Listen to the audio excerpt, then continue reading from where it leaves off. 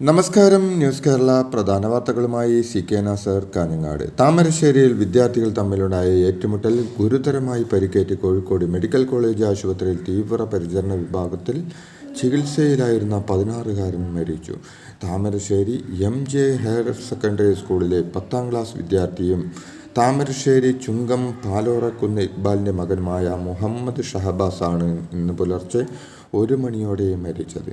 താമരശ്ശേരി വേൾപൂർ റോഡിലെ ട്യൂഷൻ സെൻ്ററിനു സമീപം വ്യാഴാഴ്ച വൈകിട്ട് 6:30 മണിയോടെയായിരുന്നു സംഘർഷം.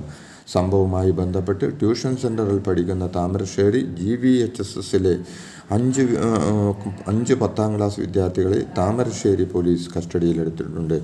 ട്യൂഷൻ സെൻ്ററിലെ 10ാം ക്ലാസ് വിദ്യാർത്ഥികളുടെ യാത്രയയപ്പ് പരിപാടിയോടനുബന്ധിച്ചുണ്ടായ കലാപരിപാടികൾക്കിടയിൽ നടന്ന വാക്കേറ്റവും കയ്യാങ്കളിയുമാണ് സംഘർഷത്തിലേക്ക് നയിച്ചത്.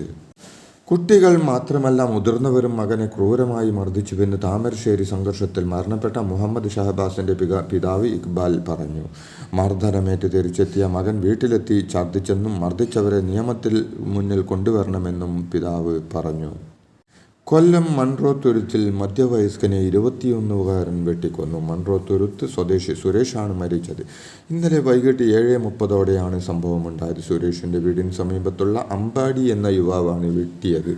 ഇയാൾ ലഹരിക്കടിമയാണെന്ന വിവരം പുറത്തു വരുന്നുണ്ട്. സമീപത്തെ ക്ഷേത്രത്തിൽ ഉത്സവാഘോഷ പരിപാടി നടക്കുന്നതിനിടെ അവിടെ പ്രശ്നമുണ്ടാക്കിയതിന് പിന്നാലെ റെയിൽവേ ട്രാക്കിലെത്തി ആത്മഹത്യയ്ക്ക് ശ്രമിച്ച അമ്പാടിയെ രക്ഷിച്ച് വീട്ടിൽ കൊണ്ടുപോയത് കൊല്ലപ്പെട്ട സുരേഷ് അടക്കമുള്ളവർ ചേർന്നായിരുന്നു. എന്നാൽ വീട്ടിലെത്തിയ ഉടൻ അമ്പാടി വെട്ടുകത്തി ഉപയോഗിച്ച് സുരേഷിനെ വെട്ടുകയായിരുന്നു. സെക്രട്ടേറിയറ്റിന് മുന്നിൽ ആശാവർക്കർമാർ നടത്തുന്ന സമരം ഇന്ന് 20 ദിവസത്തിലേക്ക് കടന്നു. അതിനിടെ ആശാവർക്കർമാരുടെ സമരത്തെ നേരിടാൻ സർക്കാർ പുതിയ ഹെൽത്ത് വോളണ്ടിയർമാരെ തേടി NHM station mission director circular ഇറക്കി. ആയുഷ്മാൻ ഭാരത് ഹെൽത്ത് സ്കീമിൽ പുതിയ വോളണ്ടിയർമാരെ കണ്ടെത്തി പരിശീലനം നൽകാനാണ് നിർദ്ദേശം. ആശാവർക്കർമാർ സമരം തുടർന്നാൽ ബദൽ സംവിധാനം ഒരുക്കണമെന്ന സർക്കുലറിന് പിന്നാലെയാണ് പുതിയ നിർദ്ദേശം. സർക്കാർ നീക്കം അനുവദിക്കില്ലെന്നാണ് ആശാവർക്കർമാരുടെ പ്രതികരണം. ആശാവർക്കർമാരോട് CPMന് ശത്രുതാപരമായ നിലപാടില്ലെന്ന് പാർട്ടി സംസ്ഥാന സെക്രട്ടറി MV ഗോവിന്ദൻ പറഞ്ഞു. CITU സംസ്ഥാന വൈസ് പ്രസിഡന്റ് PB ഹർഷകുമാർ നടത്തിയ പരാമർശം അദ്ദേഹം തള്ളി. ആശാവർക്കർമാരുടെ പ്രശ്നങ്ങൾ ചർച്ച ചെയ്ത് പരിഹരിക്കണമെന്നാണ് CPM നിലപാടെന്നും അദ്ദേഹം വ്യക്തമാക്കി. CITU നേതാവിൻ്റെ അധിക്ഷേപം ശരിയല്ലെന്നും വിമർശിക്കാൻ മോശം പദങ്ങൾ ഉപയോഗിക്കേണ്ട ആവശ്യമില്ലെന്നും നല്ല പദങ്ങൾ ഉപയോഗിക്കാമല്ലോ എന്നും അദ്ദേഹം ചോദിച്ചു. സംസ്ഥാനത്ത് ഉയർന്ന താപനില മുന്നറിയിപ്പ്. ഇന്നും നാളെയും കണ്ണൂർ ജില്ലയിൽ ഉയർന്ന താപനില 39 ഡിഗ്രി സെൽഷ്യസ് വരെയും കാസർഗോഡ് ജില്ലയിൽ ഉയർന്ന താപനില 38 ഡിഗ്രി സെൽഷ്യസ് വരെയും ഉയരുമെന്നാണ് പ്രവചനം. കോട്ടയം, കോഴിക്കോട്, മലപ്പുറം, തൃശൂർ, പാലക്കാട്, എറണാകുളം, പത്തനംതിട്ട ജില്ലകളിൽ ഉയർന്ന താപനില 37 ഡിഗ്രി സെൽഷ്യസ് വരെയും തിരുവനന്തപുരം, കൊല്ലം, ആലപ്പുഴ ജില്ലകളിൽ ഉയർന്ന താപനില 36 ഡിഗ്രി സെൽഷ്യസ് വരെയും ഉയരാം.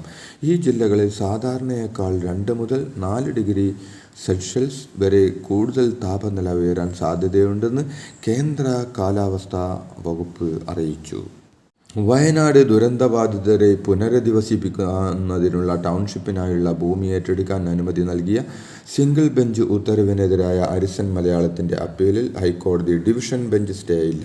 ഇടക്കാല ഉത്തരവ് നൽകാൻ ഡിവിഷൻ ബെഞ്ച് വിസമ്മതിച്ചു. അപ്പീൽ ഡിവിഷൻ ബെഞ്ച് ഫയലിൽ സ്വീകരിക്കുകയും പുനരധിവാസം തടസ്സപ്പെടരുത് എന്ന് ഡിവിഷൻ ബെഞ്ച് പരാമർശിക്കുകയും ചെയ്തു. കേസ് വരുന്ന 13-ന് വീണ്ടും പരിഗണിക്കും. വയനാട് പുനരധിവാസത്തിൽ വീഴ്ചയെന്നാരോപിച്ച് UDF നടത്തിയ കളക്ടറേറ്റിൻ്റെ ഗേറ്റുകൾ വളഞ്ഞുള്ള ഉപരോധം സംഘർഷത്തിലായി. സമരം ചെയ്യുന്ന ദുരന്തബാധിതർക്ക് പിന്തുണ പ്രഖ്യാപിച്ചുള്ള രാപ്പകൽ സമരത്തിന് ശേഷമായിരുന്നു കളക്ടറേറ്റിൻ്റെ ഗേറ്റുകൾ വളഞ്ഞ് ജീവനക്കാരെ ഉള്ളിലേക്ക് കടത്തിവിടാതെയുള്ള UDF ഉപരോധം. സമരത്തിനിടെ ചില ജീവനക്കാർ കളക്ടറേറ്റിനുള്ളിലേക്ക് കടക്കാൻ ശ്രമിച്ചതോടെയാണ് സംഘർഷം ഉടലെടുത്തത്. വയനാട്ടിലെ ദുരന്തബാധിതരുടെ പ്രശ്നങ്ങളുമായി ബന്ധപ്പെട്ട് അവശേഷിക്കുന്ന കാര്യങ്ങളിലടക്കം ഫലപ്രദമായ തീരുമാനമെടുത്തതായി റവന്യൂ മന്ത്രി K രാജൻ പറഞ്ഞു. 61 ദിവസത്തിനകം ദുരന്തബാധിതരുടെ പുനരധിവാസത്തിനായി 2 എസ്റ്റേറ്റ് ഏറ്റെടുത്തുവെന്നും ദുരന്തത്തിൽ വീടുകൾ നഷ്ടപ്പെട്ടവരുടെയും വീടുണ്ടായിരുന്ന സ്ഥലത്തേക്ക് പോകാനാവാത്തവരുടെയും ലിസ്റ്റാണ് തയ്യാറാക്കിയതെന്നും ഇവരെയാണ് 1ഉം 2ഉം ഘട്ടമായി തയ്യാറാക്കുന്ന പട്ടികയിൽ ഉൾപ്പെടുത്തിയതെന്നും അദ്ദേഹം പറഞ്ഞു. ഇടുക്കിയിലെ വിനോദസഞ്ചാര കേന്ദ്രമായ പരുത്തുംപാറയിൽ നടന്നിരിക്കുന്ന മുന്നാറിനേക്കാൾ വലിയ ഭൂമി കയ്യേറ്റമെന്ന് പ്രത്യേക അന്വേഷണ സംഘത്തിന്റെ കണ്ടെത്തൽ. കയ്യേറ്റത്തിന് റവന്യൂ സർവേ ഉദ്യോഗസ്ഥർ കൂട്ടുനിന്നതായും IG കെ സേതുരാമൻ, മുൻ ഇടുക്കി ജില്ലാ കളക്ടർ H ദിനേശൻ എന്നിവരുടെ നേതൃത്വത്തിലുള്ള സംഘം ഹൈക്കോടതിയിൽ സമർപ്പിച്ച റിപ്പോർട്ടിലുണ്ട്. കയ്യേറ്റം മറച്ചുവെക്കാൻ റവന്യൂ രേഖകൾ ഉദ്യോഗസ്ഥർ മനഃപൂർവ്വം നശിപ്പിച്ചതായും അന്വേഷണ സംഘം കണ്ടെത്തി. ആശാ വർക്കർമാരുടെ സമരത്തെ അധിക്ഷേപിച്ച് വീണ്ടും CITU നേതാക്കൾ. സമരസമിതി നേതാവ് S മിനി സാംക്രമിക രോഗം പടർത്തുന്ന കീടമാണെന്ന് CITU സംസ്ഥാന വൈസ് പ്രസിഡന്റ് PB ഹർഷകുമാർ അധിക്ഷേപിച്ചു. സമരത്തിന്റെ ചെലവിൽ കുറേ ദിവസങ്ങളായി തിരുവനന്തപുരത്ത് കഴിഞ്ഞുകൂടുകയാണെന്നും കേരളത്തിലെ ബസ് സ്റ്റാൻഡുകളുടെ മുന്നിൽ പാട്ടകുലുക്കി പിരിവ് നടത്തുന്ന പാർട്ടിയാണ് സമരത്തിന് പിന്നിൽ പ്രവർത്തിക്കുന്നതെന്നും അതിന്റെ നേതാവാണ് മിനിയെന്നുമായിരുന്നു PB ഹർഷകുമാറിന്റെ ആരോപണം. ശശി തരൂരിന് കോൺഗ്രസ് നൽകിയത് ഒരു MP ലഭിക്കാവുന്ന ഉയർന്ന പരിഗണനയെന്ന് മുതിർന്ന കോൺഗ്രസ് നേതാവ് PJ കുര്യൻ പറഞ്ഞു.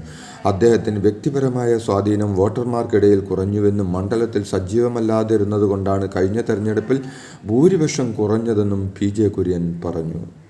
മതവിദ്വേഷ പരാമർശ കേസിൽ PC ജോർജിന് ഈരാറ്റുപേട്ട മജിസ്ട്രേറ്റ് കോടതി ജാമ്യം അനുവദിച്ചു. PC ജോർജിന്റെ ജാമ്യത്തെ പ്രോസിക്യൂഷൻ എതിർത്തിരുന്നുവെങ്കിലും കോടതി ജാമ്യം അനുവദിക്കുകയായിരുന്നു.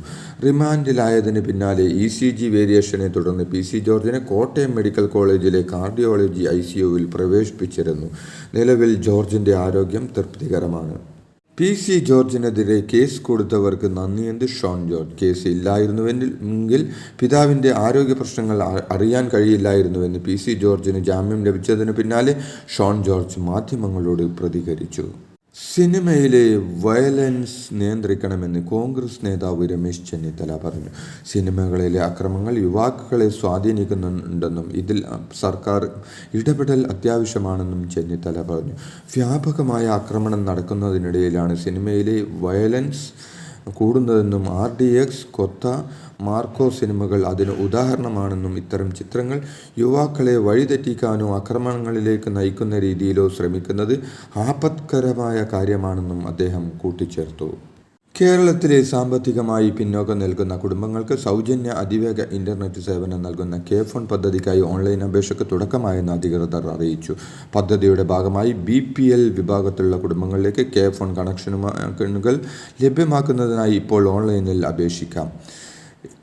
കൂടാതെ 90 61 60 44 66 എന്ന വാട്സപ്പ് നമ്പറിലേക്ക് കെ-ഫോൺ BPL എന്ന് ടൈപ്പ് ചെയ്ത് അയച്ചാൽ തുടർ നടപടികൾ വാട്സപ്പിലൂടെയും ലഭ്യമാകും. എല്ലാ അടിയന്തര സേവനങ്ങളും ഇനി ഒറ്റ നമ്പറിൽ ലഭിക്കുമെന്ന് കേരള പോലീസ്, ഫയർഫോഴ്സ്, ആംബുലൻസ് എന്നിങ്ങനെ എല്ലാ അടിയന്തര സേവനങ്ങൾക്കും 112 എന്ന നമ്പറിൽ വിളിക്കാം.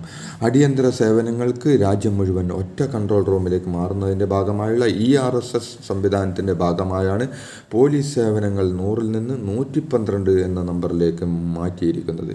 ഇതോടെ ഇന്നത്തെ പ്രധാന വാർത്തകൾ സമാപിച്ചു. നന്ദി, നമസ്കാരം.